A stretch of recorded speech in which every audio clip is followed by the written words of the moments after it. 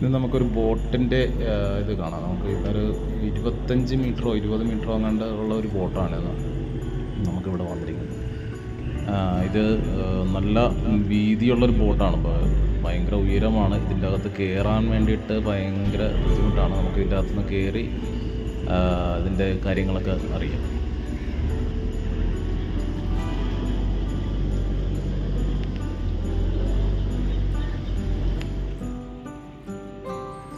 ഇതൊരു പുതിയ ബോട്ടാണ്. ഇത് കഴിഞ്ഞിടക്കാണ് വെച്ചതെന്ന് പറഞ്ഞത്. ഇതിൻ്റെ മുതലാളി പറഞ്ഞത് കഴിഞ്ഞിടക്കാണ്. ഇത് എൻജിൻ റൂമാണ് നമ്മളിപ്പോൾ കാണുന്നത്.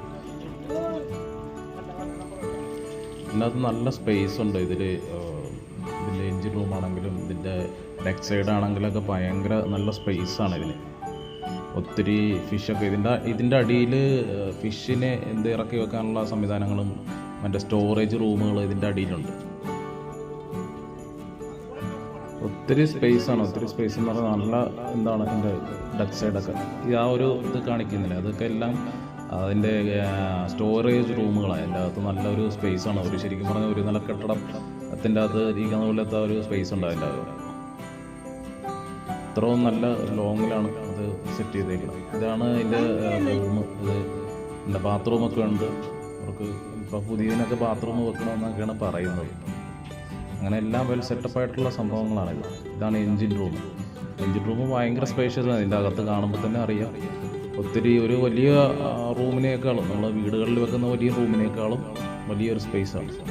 ഇത് ബീഞ്ച് എന്ന് പറയും. ഇതിൻ്റെ വെച്ചാണ് വലിക്കുന്നതെന്ന് തോന്നുന്നു. ഇതിൻ്റെ സംഭവങ്ങളൊക്കെ വെച്ചിട്ട് ഫിഷിനെ വെച്ചിട്ട് വലിക്കുന്നത്. നമുക്ക് അകത്തോട്ട് കയറി നോക്കാം. ഇതിൻ്റെ അകത്ത് എങ്ങനെയാണെന്ന് സംഭവങ്ങളെന്ന് നോക്കാം.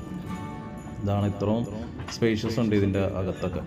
അടിയിൽ ഇവർക്ക് കിടക്കാനുള്ള സംവിധാനങ്ങളും ഇത് നമ്മൾ ഡ്രൈവറിന് സ്രാങ്കിന് നിൽക്കാനുള്ള സംവിധാനങ്ങൾ അതിൻ്റെ വീൽ ഹൗസാണിത്.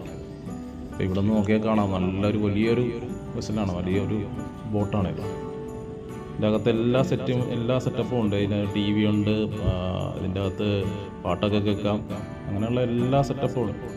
വലിയൊരു ഇതാണ് ഇത് വന്നേക്കുന്നത്. ഒത്തിരി സ്പേസ് ആയിട്ടുള്ളൊരു സാധനമാണ്. ഇതിൻ്റെ ബാക്ക് സൈഡൊക്കെ നോക്കി കഴിഞ്ഞാൽ തന്നെ അറിയാം എന്തോരം വലിയ സംവിധാനങ്ങളാണ് ചെയ്തേക്കുന്നത്. ഇതൊക്കെ അതിനൊരു ലൈനപ്പ് സംഭവങ്ങളൊക്കെ ചെയ്യുന്നതാണ്. ഇത് ഈ റോപ്പ് വലിച്ച് ഇതൊക്കെ ചെയ്യാൻ വേണ്ടിയിട്ടുള്ളൊരു സംവിധാനമാണ് ഈ കാണുന്നത്. അതിനെക്കുറിച്ചൊക്കെ നമുക്കൊന്നും ഒരു ഐഡിയ ഇല്ല. ഫിഷിങ്ങിനുള്ള എന്തോ ഒരു സംവിധാനമാണ് ഈ മുകളിലൂടെ വലിച്ചിരിക്കുന്നത്. ഇത് ഒരു ബോർഡാണ്.